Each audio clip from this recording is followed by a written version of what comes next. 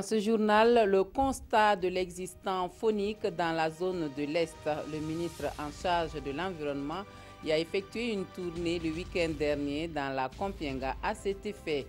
Également dans ce journal, le respect du code de la pêche qui laisse souvent à désirer. Des pêcheurs n'hésitent pas à franchir la ligne rouge, vidant ainsi certains cours d'eau des alevins, ces petits poissons dont la capture est interdite au Burkina Faso. Constat à suivre. Et la Turquie qui se réveille ce matin avec un président au pouvoir considérablement renforcé, Recep Tayyip Erdogan, crie victoire au lendemain du référendum constitutionnel dont les résultats qui ne sont que provisoires pourraient maintenir le président turc au pouvoir jusqu'en 2029. Bonjour à tous, merci de suivre les actualités de la mi-journée sur la télévision du Burkina. Un excellent appétit si vous êtes à table. C'est la zone à fort potentiel faunique du Burkina Faso et c'est le lieu de prédilection des amateurs de la chasse dont la saison est en cours en ce moment. Et c'est pour s'assurer de l'existant faunique à l'Est que le ministre en charge de l'Environnement a effectué une tournée qui a conduit Nestor Bassière et ses collaborateurs dans la Compiègne le week-end dernier. On suit le compte-rendu de la sortie avec Aimé Douamba et Mahamadi Ouedraogo. L'équipe du ministère en charge de l'environnement dans les zones de chasse de la province de la Compiègne. Et c'est le chauve qui peut chez les animaux de brousse, des cobas, des corbes de buffon, des éléphants, gros gibier comme petits. On en trouve dans les 4 zones de chasse de la province. Et cette sortie vise à constater de visu la richesse faunique de cette localité. Ce que nous avons vu d'emblée, c'est la richesse de la faune et de la forêt. Ça, c'est important. Au niveau de la sous-région, nous sommes convaincus que le Burkina Faso regorge d'une faune très importante. Et nous avons voulu, en tant que ministère de l'Environnement, visiter de vue la concession privée. Lorsque nous avons signé le contrat avec le concessionnaire, c'est avec un cahier de charge. Et le cahier de charge suppose un investissement pour permettre, bien sûr, à l'animal de vivre dans un milieu naturel. Ces 2 jours de visite ont permis aux membres de la délégation de visiter les infrastructures réalisées par les concessionnaires de chasse pour mieux s'occuper des animaux. Occasion aussi pour eux d'écouter les acteurs locaux qui œuvrent dans la lutte pour la préservation des ressources naturelles. Nous avons pu remarquer les différents problèmes qui se posent dans la gestion, aussi bien pour les concessionnaires que pour l'administration même de l'environnement, quand on sait que les agents sont deux fois dans des conditions difficiles de travail à laquelle nous prenons déjà note pour voir dans quelle mesure il faudra accompagner l'ensemble des acteurs pour pouvoir conserver vraiment cette richesse. Battio Bassière invite les concessionnaires, les populations et le personnel forestier à travailler en synergie pour mieux faire barrage au braconnage. Et qu'en est-il du respect de la réglementation en vigueur dans le domaine de la pêche au Burkina Faso? La question se pose quand on constate par exemple que malgré l'interdiction de la capture des alevins, des pêcheurs s'en donnent à cœur joie sur certains cours d'eau. C'est le cas à Nyonfila où le barrage s'est pratiquement vidé de ces petits poissons. Le sujet a inspiré le dossier que nous proposent Drissa Traoré et Karim Sissé. De poissons pêchés par des pêcheurs de Nyonfila dans la Leraba. Des poissons qui en principe ne devraient pas être capturés selon le code forestier. Et les instruments qui ont permis de les pêcher, les voici.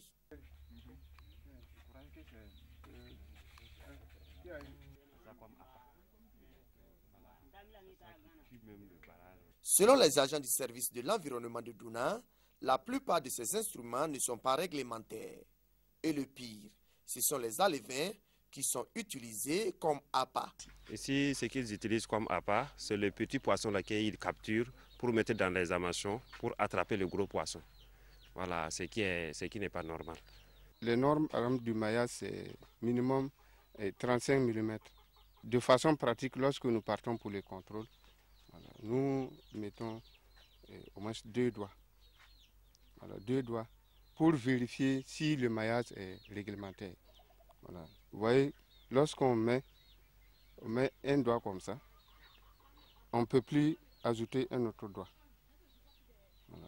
Donc ça veut dire que ce filet n'est pas réglementaire.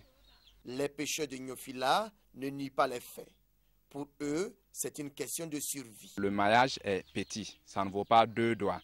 Donc ça, c'est au moment où il n'y a pas de l'eau, voilà, en saison sèche, que nous utilisons ces matériels-là. Donc ça, c'est pour capturer les petits poissons. En réalité, ce n'est pas réglementé, mais bon, le temps en ce moment-là, en réalité, en ce moment, si ce n'est pas avec ces matériels-là aussi, pour avoir du manger, c'est du catastrophe chez nous. Ces méthodes de pêche non responsables se pratiquent malheureusement dans la majeure partie des points d'eau au Burkina. Conséquence, on assiste de plus en plus à un faible rendement des barrages et autres points d'eau en poissons. Et l'accès du barrage de Gnofila avait été interdit aux pêcheurs entre 2002 et 2003. En 2002-2003, on avait fermé complètement l'accès du barrage pour permettre aux pêches et pour permettre aux poissons de se développer et avoir de gros rendements. On est tous venus trouver nos parents, nos papas qui sont en train de pêcher, voilà, et nous avions tous aussi commencé à pêcher comme cela. Mais actuellement, aujourd'hui, nous constatons qu'avant, il y avait trop de poissons, il y avait même du poisson, mais actuellement, il n'y a plus de poissons. Selon nous, nous allons dire que en fait, c'est la pêche, les méthodes de pêche là qui ont changé. Et c'est ce qui a amené la disparition des pêcheurs, des poissons. Un tour au barrage de Moussodougou dans la Komoué. Là, la réglementation en matière de pêche semble être bien respectée. Organisés en groupement, les pêcheurs veillent jalousement au grain. Et toute personne qui capture des alevins est passible de sanctions. Bon, nous allons interdire nous. Ce sont les gros poissons que nous pêchons. Pêcher les alevins compromet la pisciculture, ce qui n'est pas bon. Et si on te prend avec de petits poissons, tu payes 25 000 francs et tu peux faire jusqu'à 8 mois sans pêcher.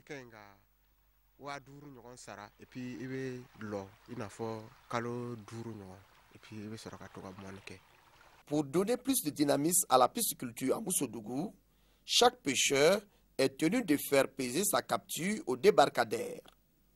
C'est le lieu des inventaires. Question de permettre au groupement de suivre de près l'évolution des poissons dans ce barrage. Cap au nord à présent où les produits maraîchers sont à l'honneur à Waiguya, des journées promotionnelles pour encourager le consommant burkinabé et envisager de meilleures perspectives pour le secteur du maraîchage. Les acteurs ambitionnent faire de ce secteur un des leviers de développement économique du pays. Irénée Kabouré, Alain Alidou, Savadogo.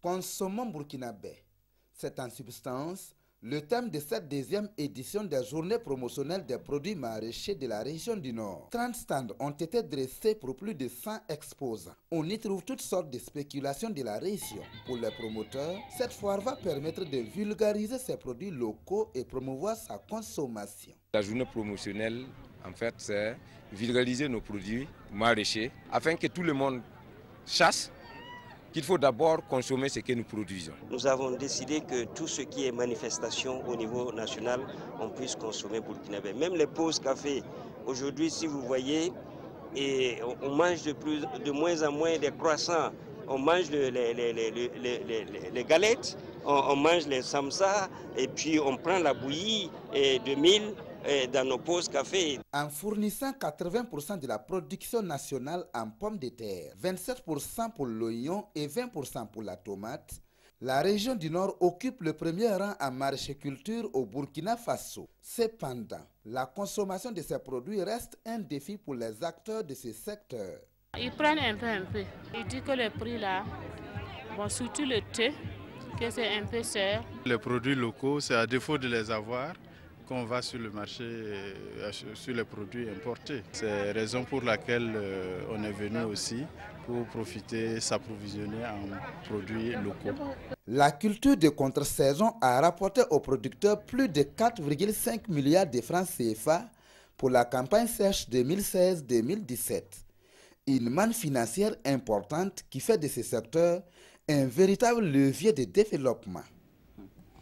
Et puis cette caravane de presse du Centre d'expertise pour l'eau et l'assainissement qui sillonne l'est de Burkina Faso pour constater l'exécution de la campagne Faso Toilette dans la Nyanya. Pour le périple, on marque une halte à Mani où la situation montre une absence de latrines dans la ville. Il y a encore des efforts à fournir dans la mobilisation citoyenne selon l'ONG qui ambitionne réaliser 1000 latrines au Burkina Faso d'ici à la fin de 2017. Draman Guéni.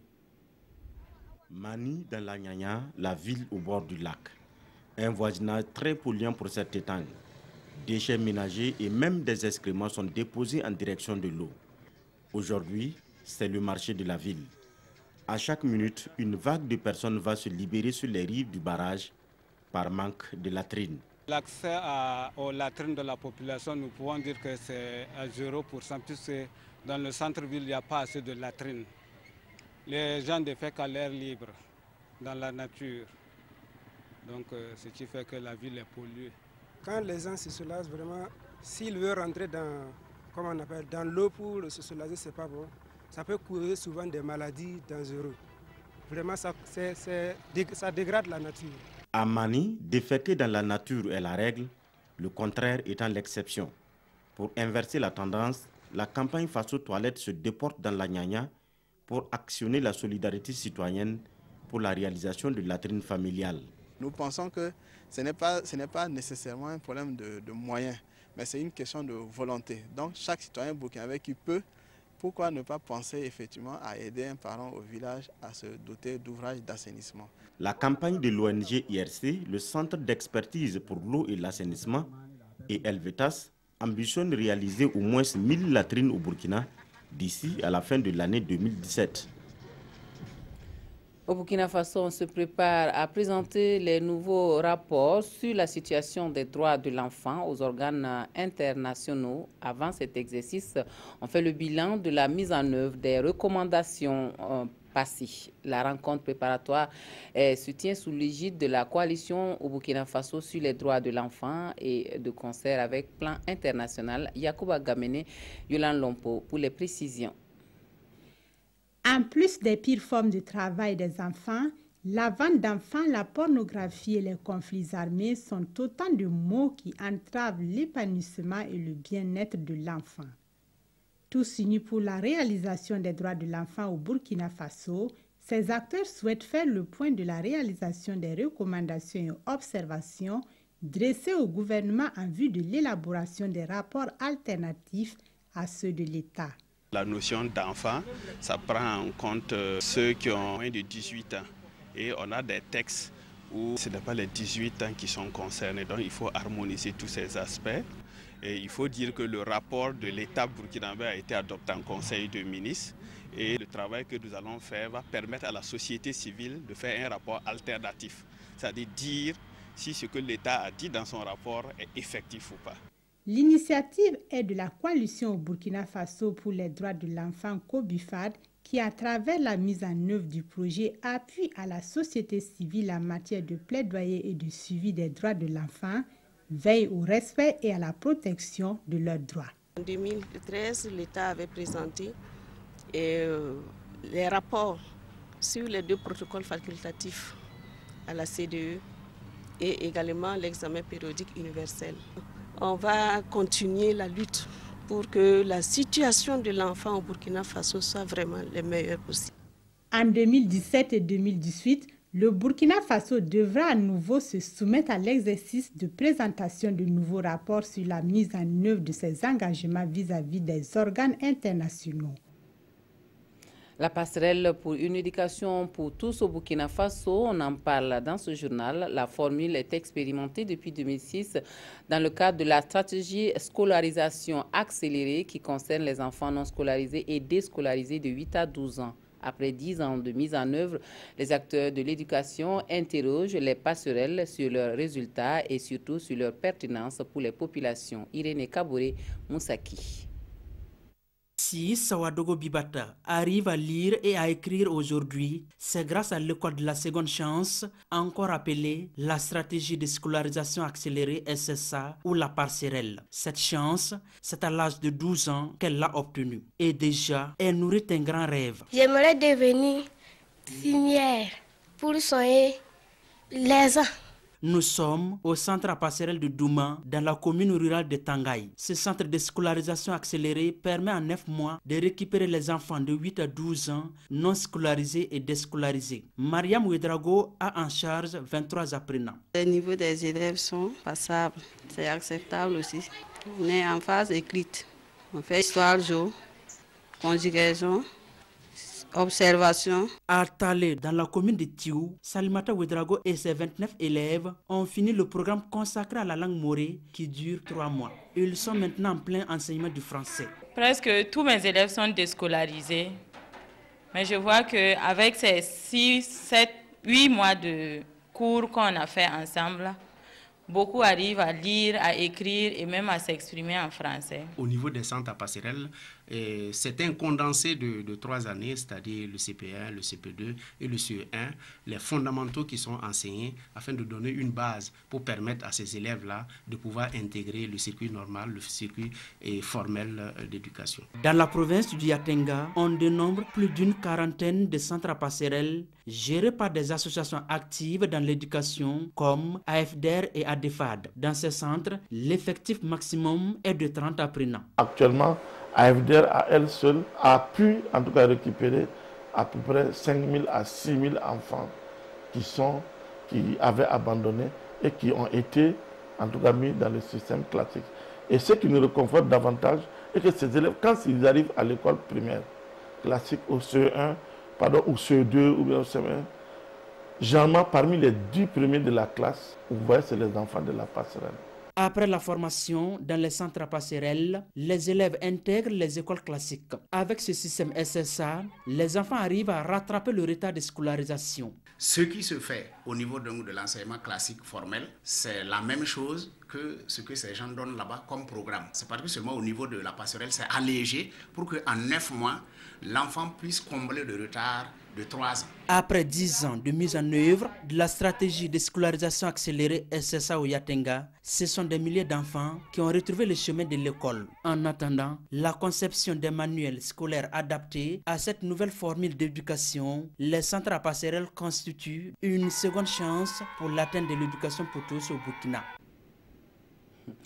Le Centre d'études de recherche et de formation islamique lance l'édition 2017 de la caravane d'Awa et de solidarité. Des moments de partage avec les plus démunis que le CERFI organise pour donner sourire et espoir à ceux qui sont dans le besoin. Le top de départ de la caravane avec Konsun Koulibaly et Nyarki Teda. C'est parti pour la 8e édition de la caravane d'Awa et solidarité du Cercle d'études, de recherche et de formation islamique CERFI. Une biennale initiée par la structure islamique en vue d'apporter un soutien aux plus démunis de la communauté musulmane, mais aussi à tous les Burkinabés. Cette caravane a pour objectif de travailler pour la cohésion au sein de la société, travailler donc pour la solidarité. Donc cette caravane a pour but de montrer les chemins à tous ceux-là qui ont un peu de moyens, que l'islam c'est le partage. L'islam, c'est la recherche de la cohésion. La solidarité et le partage, en conformité avec l'aumône, l'un des piliers de l'islam, sont les motivations qui conduisent le CRFI à tenir cette caravane tous les 2 ans. Ce matin, la caravane va démarrer et nous avons déjà préparé tout ce qu'il faut pour que la caravane puisse traverser ces localités-là dans de bonnes conditions. Il faut dire que c'est une très belle initiative du CRFI parce que la caravane va permettre de mettre en contact nos jeunes musulmans qui sont là, nos jeunes, avec les populations des localités de l'intérieur et pouvoir échanger et partager tout ce qu'ils ont. Parti pour une tournée de 3 jours, la caravane fera escale cette année dans les villes de Manga, Garango, Tenkodogo, Koupela et Zorgo. Des escales marquées par des prêches, des conférences, mais aussi des dons dans des hôpitaux et des maisons d'arrêt. Les richesses culturelles et touristiques dans les ballets sous le feu des projecteurs à Ouri. Masques, lutte, prestations de troupes traditionnelles, visite de sites touristiques, le Festival des masques et des arts apporte sa contribution à la sauvegarde de la culture. La deuxième édition a réuni du beau monde le week-end dernier à Ouri. Edouard Ouedraogo, Yves Rwamba avec la voix de Yakuba Goro. Les sociétés de masques en rang serré se sont rencontrées à Ouri autour des questions de promotion culturelle et de développement local. Cette deuxième édition du Festival des masques de Ouri a offert la part belle à plus de 200 masques et une dizaine de troupes artistiques venant des différentes communautés culturelles de la localité. Dans l'organisation de ce festival, nous visons également la sauvegarde et la promotion de la tradition des masques. Voilà, surtout pour la jeune génération, pour qu'ils puissent se rappeler des pas de danse, de la sculpture de masques et également la fabrication des costumes de masques, pour qu'on puisse quand même sauvegarder ça, pour ne pas perdre ces valeurs-là. Le festival, c'est pour nous rappeler nos danses anciennes. C'est pour ça que nous privilégions la jeunesse. Elle s'adresse d'abord à la jeunesse parce qu'elle est un peu perdue avec les cultures des autres. C'est bien d'aimer la culture des autres, mais on doit aussi d'abord aimer la sienne. Les autorités en charge de la culture ont tenu à encourager l'organisation de ce festival. Vous avez vu la grande mobilisation, vous avez vu la présence de la population, ce qui est le témoignage évident de l'attachement de cette communauté à ses valeurs culturelles, à son patrimoine culturel. Et c'est ce que nous encourageons. Même s'il faut aller vers la modernité, il ne faut jamais occulter ces valeurs culturelles. C'est ce qui nous permettra de grandir en préservant notre force, en préservant notre esprit. Le parrain et le maire de la commune rurale de Ouri ont appelé la population à plus de cohésion pour un développement participatif de leur localité.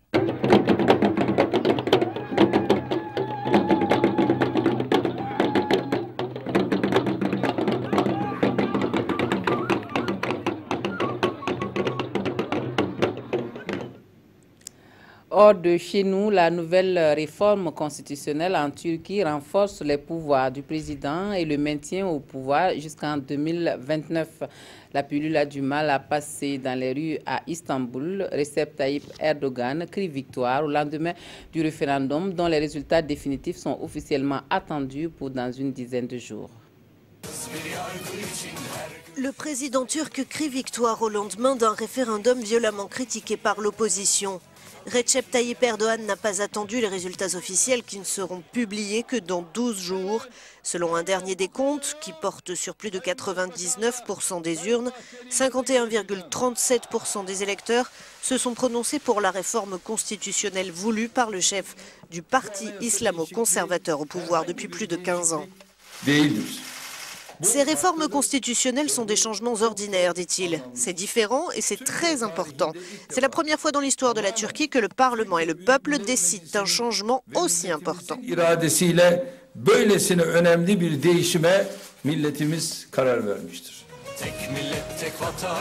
Cette réforme renforce considérablement les pouvoirs du président. Elle pourrait potentiellement permettre à Erdogan de rester au pouvoir encore jusqu'en 2029. Plus de Premier ministre dans cet avenir tracé par l'AKP, mais un vice-président qui devrait être l'actuel chef du gouvernement, Binali Yildirim.